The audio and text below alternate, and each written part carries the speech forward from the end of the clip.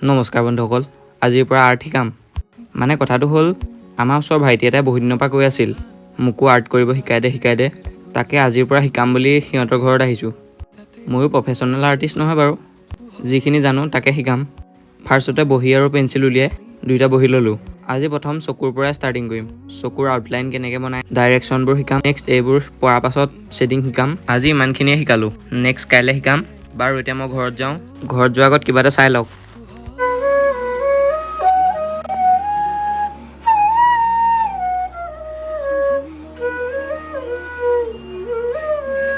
সি বাঁহীও শিকি আছে, তাকে অলপ বজাই শুনাই দিলে।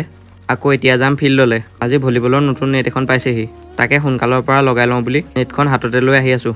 আহি পালোহিয়ে, পাই মধিয়াম এটা খাই ল'লোঁ। তেতিয়াহে এনাৰ্জি পাম কাম কৰিবলৈ। চবেই নিজৰ কাম কৰি আছে, নেটখনো বান্ধি হ'ল।